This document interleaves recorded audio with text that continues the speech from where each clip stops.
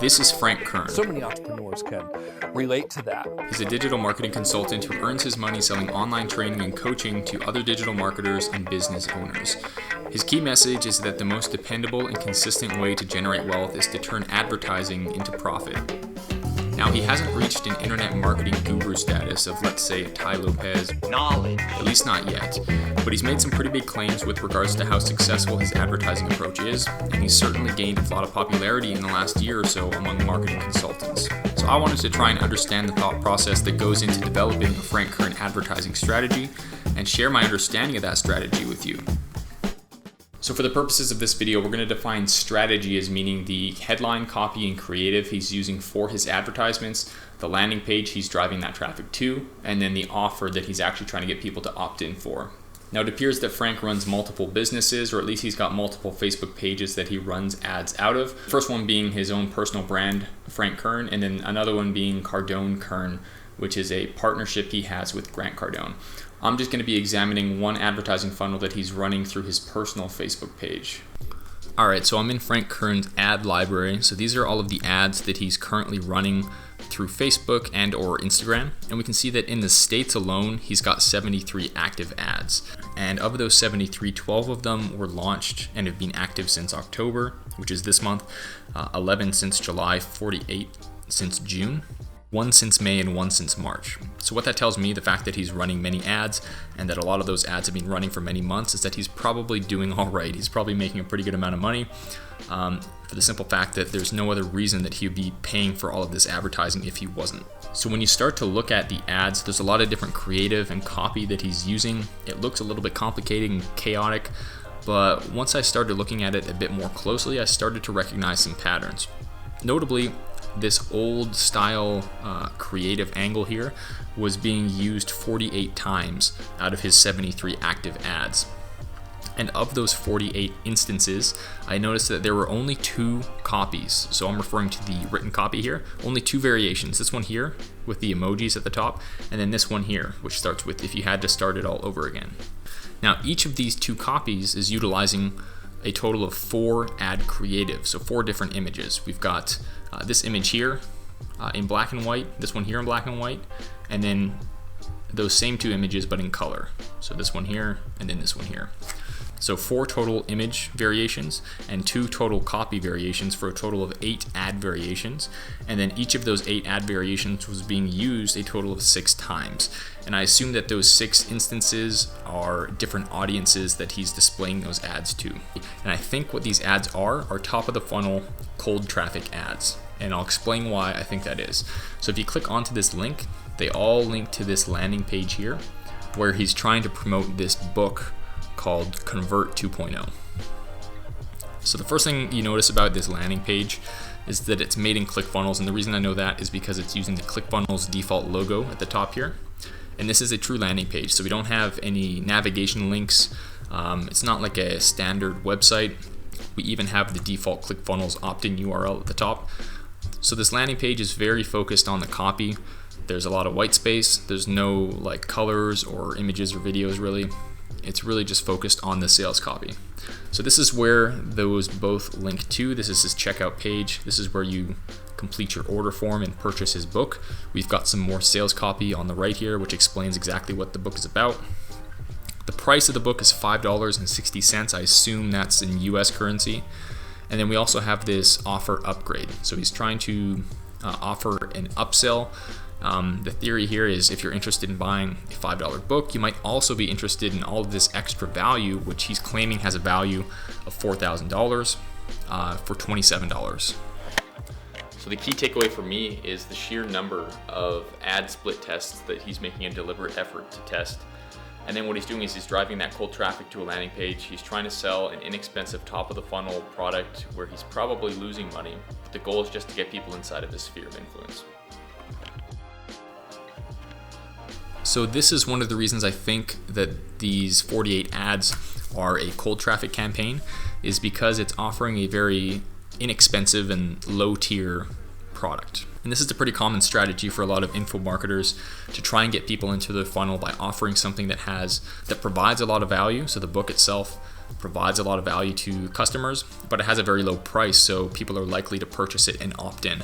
So if we hop back into his ads and take a look at some of his other ad copies, especially these two that have been running since May and March. So first, this one that's been running since May, it's a video that's 5 minutes long. So if we watch the first few seconds. Hey everybody, Frank Kern here. First of all, thanks so much again for being interested in taking my intent-based branding class.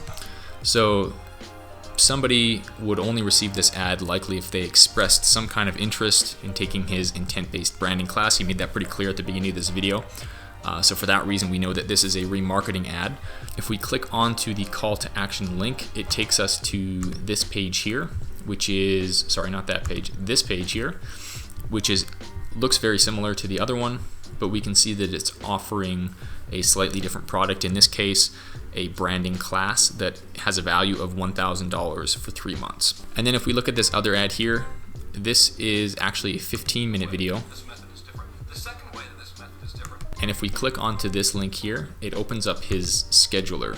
And I don't know exactly what the purpose of this call is or what their ultimate sales goal is here, but you know, it could potentially be a consulting service. So maybe Frank and his team will actually run ads for your business. And if that's the case, this is a high value, very premium product that probably is going to cost $5,000, $10,000, $15,000 per month. So to me, there appears to be a fairly clear value ladder that Frank Kern is trying to drive this traffic and his customers through. If you take a look at the sequence in which these products are advertised and their corresponding prices, you'll start to understand what I mean. The first product that he attempts to sell is his ebook, which costs $5. On that same sales page, he tries to upsell a product for $27. His retargeting ad was advertising a $1,000 product.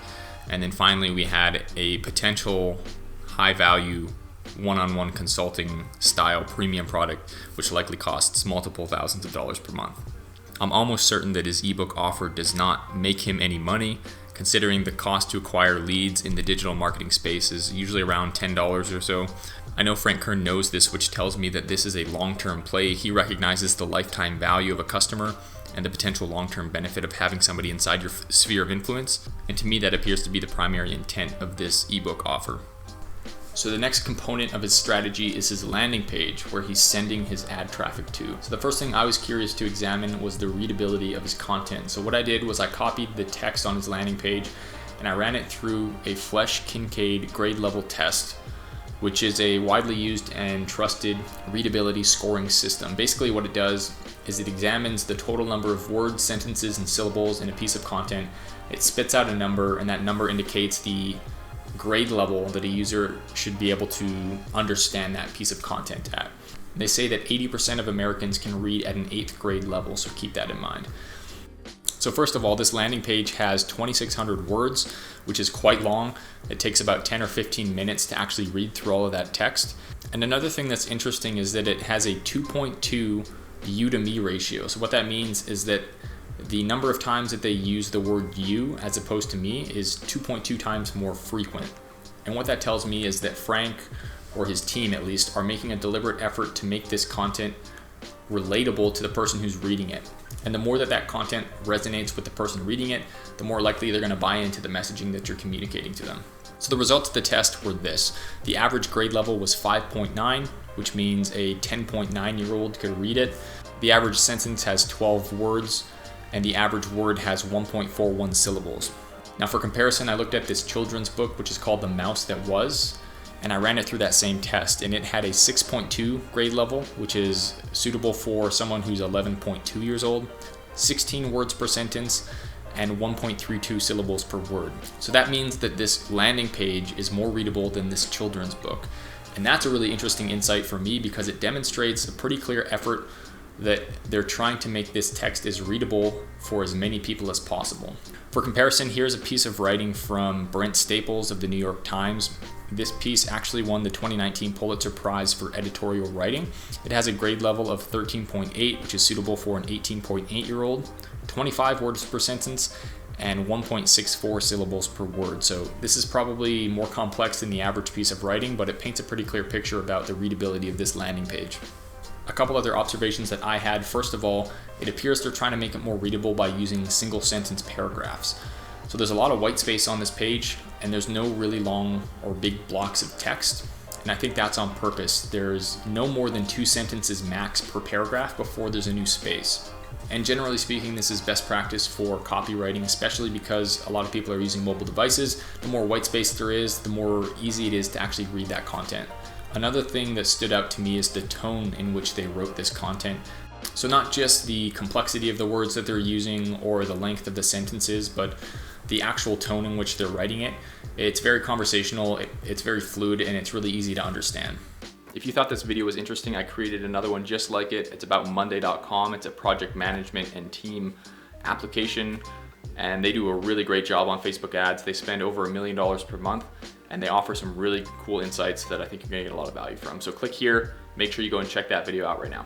So that was my assessment of Frank Kern's marketing funnel. Keep in mind that this analysis was based on just one funnel in one point in time on one of his multiple Facebook pages. So by no means is this a comprehensive examination of his entire advertising strategy. Also, there's no way of knowing for sure what his actual advertising strategy is. This is mainly my opinion based on what information is made publicly available. So let me know what you guys think of this type of video, and if there's another person or another marketing funnel that you'd be interested in having me take a look at. I'll see you in the next video.